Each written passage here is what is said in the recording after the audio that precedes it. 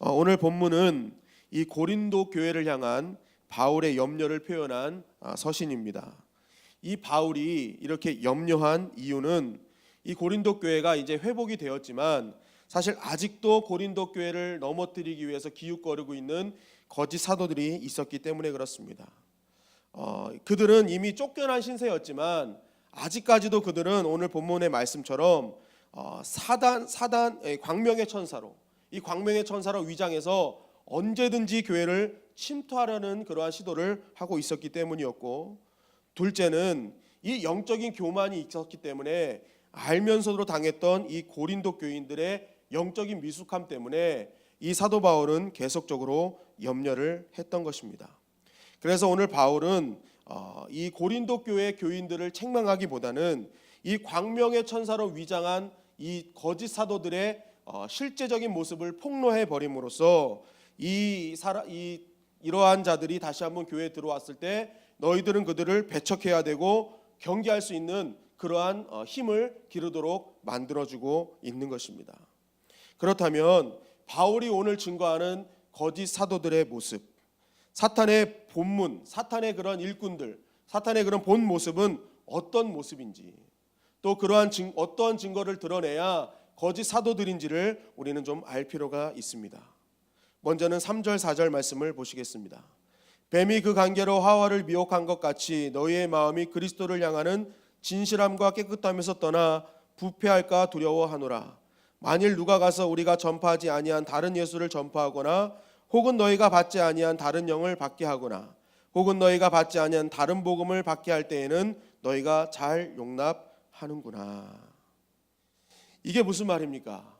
이 말은 다른 말이 아니라 이 거짓 사도들은 뱀같이 간교한 입술을 가지고 있다는 것이죠. 그래서 그들은 엄청나게 말을 잘했다는 것입니다. 그래서 그 말을 계속 이 말쟁이로 이렇게 계속 좋은 말을 계속 거듭 강조하면서 이들을 어떻게 합니까? 듣는 자들로 하여금 예수님에게서 자꾸만 멀어지게 하고, 복음에서 자꾸만 멀어지게 하고, 교회에서 자꾸만 멀어지게 했다는 것입니다. 이 5절 말씀을 보면은 나는 지극히 크다는 사도들도 부족한 것이 조금도 없는 줄로 생각하노라. 6절 내가 비록 말에는 부족하나 지식은 그렇지 아니하니, 이렇게 되고 있어요. 즉 이 말이 무슨 말이냐면 이 뱀같이 간교하다는 이 이유는 사실 이들이 공격하는 사도 바울을 공격하는 것 중에 하나가 그는 말을 못한다, 말을 잘하지 못한다라는 것이 이 사도 바울을 공격하는 그런 핵심 요소 중에 한 개였습니다. 그가 잘하는 것이 있다면 지금처럼 너희들에게 편지를 쓰는 것, 이것을 잘하지 그는 말을 잘 못하기 때문에 너희들에게 오지 않아서 계속 이렇게 편지로 너희들에게 하고 있는 것이다 라는 것을 공격했던 것입니다. 즉 이 사도 바울은 이렇게 인정을 했던 거예요. 그래, 나는 말에 부족해. 그들은 진짜 말 잘해. 그런데 한번 결과를 봐봐. 어떤 결과가 일어났어? 너희들을 자꾸만 다른 복음을 알게 하고 다른 예수, 다른 부를 받게 하는 그들의 정체를 한번 너희는 알아야 될 거야 라고 얘기를 하는 것이죠. 그러면서 나는 비록 말에는 부족했지만 나는 하나님을 아는 지식이 풍족함으로 말미암아 6절 하반절 우리가 모든 사람 가운데서 모든 일로 너희에게 나타내었노라. 이 말이 무슨 말입니까? 내가 아는 하나님의 지식으로 말미암아 고린도 교회가 세워졌고 성도들이 세워졌어. 이것이 내가 증명하는 거야 라고 이야기를 하는 것이죠. 그러니까 나는 비록 말에는 부족했지만 나의 그런 어떤 서신을 통해서, 나의 부족한 말을 통해서 교회가 아름답게 세워진 것을 너희가 알지 않느냐. 그런데 거짓 사도는 자꾸만 뱀의 간교한 입술을 통해서 그럴듯한 말이지만 자꾸만 복음을 보지 못하게 하고 하나님의 말씀을 보지 못하게 하고 예수 그리스도를 보지 못하게 하지 않느냐. 그것이 거짓 사도다라고 이야기를 하는 것입니다. 그러니까 거짓 사도들은 자꾸만 하나님의 말씀을 안 보게 만드는 거예요. 그리고 사람의 말만 듣게 만드는 것이 이단이요 거짓 사도라는 것입니다. 둘째는 8절 9절입니다. 8절 9절에 보면 내가 너희를 섬기기 위하여 다른 여러 교회에서 비용을 받은 것은 탈취한 것이라. 또 내가 너희와 함께 있을 때 비용이 부족하였을 때 아무에게도 누를 끼치지 아니하였음은 마게도냐에서 온 형제들이 나의 부족한 것을 보충하였음이라. 내가 모든 일에 너희에게 폐를 끼치지 않기 위하여 스스로 조심하였고 또 조심하리라 라고 말씀하고 있습니다. 이 말이 무슨 말이냐면 이 바울이 고린도 교회 사역을 하면서 1년 6개월 동안 사역을 했거든요. 그런데 1년 6개월 동안 교회를 세우고 성도들을 세우면서 단 한 번도 고린도 교회에서 사례비를 받지 않았다는 것입니다. 나는 너희들에게 사례비를 요청한 적이 없다. 나는 너희들 앞에 사역을 하면서 그 모든 사역비는 마게도냐 교회들에서 보내준 사역비로 하였고, 또 그것이 안 되면 내가 천막을 만들면서 사역비를 보충하였다라는 것입니다. 그렇다면 왜 이렇게 했는지 9절 상반절에 나오죠. 아무에게도 누를 끼치지 않기 위해서라는 거예요. 그러니까 고린도 교인들에게 누를 끼치지 않기 위해서. 누를 끼치지 않기 위해서. 또 중요한 이유가 있는데 고린도전서 9장 12절에 보면 이런 말씀이 있습니다. 다른 이들도 너에게 이런 권리를 가졌거든 하물며 우리일까 보냐.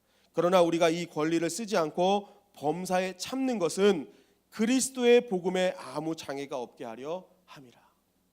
그러니까 성도들에게 누를 끼치지 않기 위해서도 바울이 사역비를 안 받았지만 그리스도의 복음에 장애가 되지 않기 위해서 사역비를 받지 않았다는 거예요. 자, 그렇다면 왜 이것이 장애였을까요? 이것을 이 말씀을 통해서 유추할 수 있는 것은 고린도 교인들은요, 이 바울이 사역하는 데 있어서 바울에게 재정 지원을 해야 될 이유를 알지 못했었던 것입니다. 그러나 마게도냐 교인들은 달랐어요. 바울에게 사역을 하면서 사역비를 지원해야겠다는 것이 알았기 때문에 자발적으로 바울에게 지원을 했죠. 그러니까 자발적으로 지원한 사람들에게는 사역비를 요청할 수 있습니다. 마음의 감동으로 한 것이기 때문에. 그런데 이것을 모르는 사람들에게 만약에 사역비를 요청할 경우 어떤 일이 벌어집니까? 아, 저 사람이 복음을 와서 증거하는 이유는 먹고 살기 위해서 복음을 증거하는구나 라고 생각할 수 있겠죠. 만약에 아무런 감동도 없는 사람한테 여러분들도 만약에 생각해 보십시오. 마음속에 아무런 감동이 없는데 누가 어떤 일을 해주고 돈을 달라고 하면 결국 그 사람의 목적은 돈이었구나라고 생각을 할 것입니다. 바로 고린도 교회가 바로 그러한 상황이었다는 것입니다. 그래서 자기는 성도들에게 누를 끼치지 않기 위해서 혹시 그것 때문에 복음에 장애가 될까 봐 사역비를 받지 않았다는 것입니다. 즉 이 말은 바울은 자신의 유익을 위해서 사역을 했던 사역자가 아니라는 것이죠. 만약 자신의 유익으로 교회가 무너지고 성도들의 마음이 무너진다면 나는 그렇게 하지 않겠다. 예수 그리스도가 오직 유익이 되고 복음의 유익을 되는 곳에 나는 앞장서겠다라고 했던 사람이라는 거예요. 그러니까 예수 그리스도의 복음의 유익을 위해서라면, 주님의 이름의 유익을 위해서라면 불편함을 감수할 수 있었던 사역자가 바로 사도 바울이었다는 것입니다. 그렇다면 바울이 이것을 왜 증거하겠느냐는 거예요. 오늘 본문 말씀을 통해서. 그것은 바로 거짓 사도들은 복음의 유익이 아닌 자신의 유익을 위해서 사역을 했던 것입니다. 자기가 육신적으로 뭔가 더 유익이 될 수 있다면 예수님의 이름이 더럽혀져도 상관없는 것이 거짓 사도였습니다. 바른 복음이 전해지지 않아도 내 유익만 채워진다면 그것은 상관없는 사람들이었다는 거예요. 자신의 이름과 육체적인 안녕을 위해 자신의 사역을 했던 사람들, 자기들의 이기적인 욕심만을 채우기 위해 사역했던 사람들이 바로 거짓 사도였다는 것입니다. 그래서 사도 바울은 자신은 자신의 유익을 위해 사역하지 않는 것을 강조했던 것이죠. 자, 그렇다면 정리를 하면 그렇습니다. 오늘 본문을 통해서 광명의 천사로 위장한 거짓 사도들의 모습은 무엇입니까? 첫째는 복음에서 멀어지게 한다는 것이죠. 자꾸만 예수님에게서 멀어지게 합니다. 그러니까 사람의 말에 현혹돼서 사람만 바라보게 만드는 것이 바로 이 거짓 사도들의 모습이죠. 둘째는 그들이 광명의 천사로 위장하고 있지만 실제적으로는 복음을 팔아서 자신들의 욕심만을 채우는 사람이 거짓 사도들이라는 것입니다. 교회와 성도들이 무너져도 아무런 상관이 없는 사람들이 바로 이 거짓 사도들의 모습이었다는 것입니다. 그렇다면 우리는 이 말씀을 통해 이렇게 깨달을 수 있죠. 오늘날 이 땅에 있는 이단들, 그것을 분별할 수 있는 방법은 무엇인가? 첫째는 자꾸만 교주의 말만 집중하게 하는 것은 이단이라는 것이죠. 그러니까 실제적인 이단이 어떻게 합니까? 교주의 말에 현혹되게 만들잖아요. 교주만 숭배하게 하고 교주 말이 진리인 것처럼 만든다는 것입니다. 둘째로는 계속적으로 가정을 무너뜨리고 성도들의 심령을 무너뜨리고 가시적인 교회를 무너뜨리면 그것은 이단이라는 것입니다. 그러니까 내가 자꾸만 복음에서 멀어지고 자꾸만 내 안에 있는 하나님의 성전으로 지어진 내 심령이 무너지게 하면 그것은 바로 이단이라는 것입니다. 여러분, 우리는 이러한 이단들을 조심하고 또 조심해야 될 줄 믿습니다. 그러니까 알아야 돼요. 자꾸만 알아야 돼요. 하나님의 말씀이 무엇인지를 자꾸만 진짜를 알아야 가짜를 분별할 수 있는 것입니다. 더불어 저는 이 말씀을 묵상하면서 또 한 가지 이러한 결론을 낼 수 있었습니다. 이 땅에 주님을 믿는다고 하면서도 나 역시도 거짓 사도가 될 수 있다라는 것입니다. 내 생각, 내 욕심, 내 유익을 위해 혹시 나는 하나님의 자녀들의 마음을 상하게 하지 않았는가? 하나님의 성전으로 불러주신 그 지체의 심령들을 무너지게 하지는 않았는가? 더불어 나의 욕심과 말과 생각으로 인해 나에게 주신 교회를 힘들게 하고 분란을 일으키게 하지는 않았는가? 만약 오늘날 나 역시도 이러한 일을 서슴없이 자행하고 있다면 2000년 전 교회를 무너뜨리고 성도들을 무너뜨렸던 그 거짓 사도가 내가 될 수 있다는 것입니다. 그러한 일을 하고 있다면 나는 하나님의 일꾼으로 불러주신 하나님의 일꾼의 자리가 있는 것이 아니라 사단의 일꾼으로 쓰임받고 있었다는 것이죠. 그러므로 오늘 우리가 기억해야 될 것은 무엇입니까? 오늘 내가 사단의 일꾼으로 쓰임받을 것인가 하나님의 일꾼으로 쓰임받을 것은 오늘 나의 선택에 달려 있다는 것입니다. 내가 나의 욕심을 채우기 위해 복음을 이용하고 교회를 이용하고 성도들에게 함부로 하고 교회에게 함부로 한다면 나는 사단의 일꾼으로밖에 쓰임받을 수밖에 없는 것이죠. 그러나 나 반대로 나의 욕심이 아니라 나의 욕망이 아니라 오직 예수님의 유익, 복음의 유익을 위해 나를 낮추고 상대방을 높이고 교회를 높일 때 우리는 진정 하나님의 일꾼으로 쓰임받을 수가 있다는 것입니다. 여러분들은 오늘 어떤 일꾼으로 쓰임받기를 원하십니까? 오늘 15절 말씀을 보시기 바랍니다. 그러므로 사단의 일꾼들도 자기를 의의 일꾼으로 가장하는 것이 또한 대단한 일이 아니니라. 그들의 마지막은 그 행위대로 되리라. 여러분, 말씀을 통해서 우리에게 마지막으로 바울이 강조하는 것이 무엇입니까? 결국 우리의 행위대로 될 것이라는 거예요.